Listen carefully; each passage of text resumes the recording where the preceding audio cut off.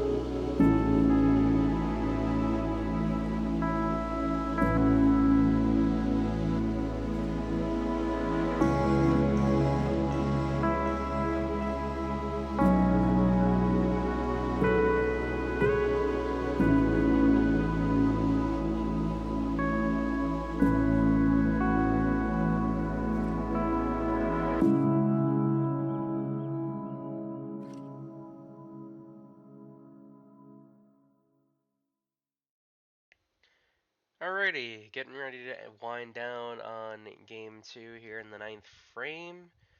We're rolling pretty good once again, and we have that open, although that was a huge error on my part of why I missed it. Uh, so, yeah. I gotta start shooting at like pins that aren't like on the right side pins, ones that aren't tens that are on the right side there. I gotta get used to just throwing the spare ball and making sure it works out in my favor. So that's something I need to work on. But here in the 10th frame, once again, this is another great example of why I need to not use the Rhino here for the right side there, because if I use my spare ball, I have a good chance of picking it up.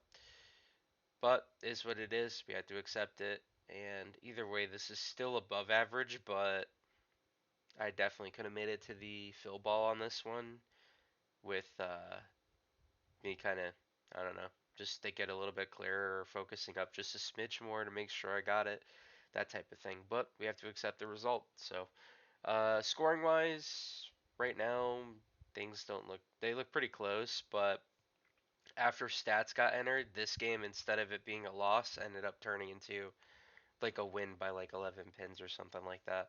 So, it didn't really kill us out completely, luckily, but TJ's just wrapping things up here in game two. Almost takes this split, but leaves one, and that pretty much wraps up game two from here. This does go pretty quick from transition to games, so I'm gonna keep this quick.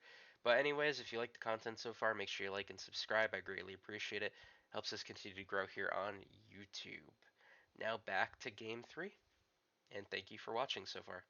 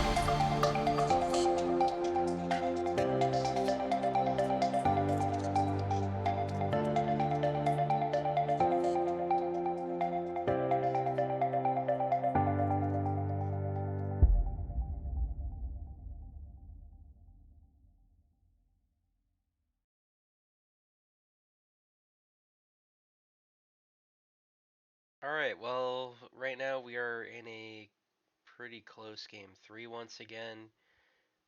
Pretty good shot here after a leave that is considered makeable, but for us, we didn't make it. So sadly, we restriked again, going into the next frame now. And we have a 7-pin leave. One of the pins blocked the messenger going to the 7, so that's why it stayed up. But we still covered that, so we stayed clean going into the 10th frame with the exception of the one open. Mark's just closing out the evening once again. Anytime you bowl good or any with the teammates, you'll see him as always. Strike to start out. He did get all three strikes in game one, not in game two though. But so far through the first two in the 10th frame, he's got him. So on to the fill shot now. This would be the last shot of the night for Mark, and he will polish the deck completely and take all 3 strikes, which helps our case. Now it's my turn, and unfortunately we leave our third 10 pin. I'm a little blah about it, but nonetheless we gotta hit it. So I lean a bit to the left or to the right there to hope that it goes down. It does, and now we're on to the next shot, our fill ball shot, last shot of the night. Max score from this point forward is 191, and that's what we finish with a strike in the fill. I kind of hated that it was a 10 pin on the first shot, so that's why you see me the way I am. But anyways, game's still close. TJ's got to help us out a little bit here. This will cut the deficit that we're facing by 20, and then this next shot will be if we can try to cut it just a smidge more.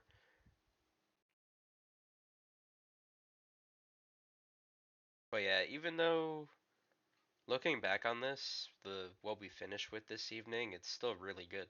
So this is actually the best we bowled since being sick. So that's a W. But yeah, TJ is just gonna leave 1 pin up, but regardless of that, we still go on to win the game by fewer than 9 pins, something like that. Although when they adjust everything after the fact, it'll be a slightly larger lead than what is on the overlay. But yeah, regardless, it was a very great night for us. We needed this, and it was a big night for average improvement as well, because anytime you go above average, it will go up.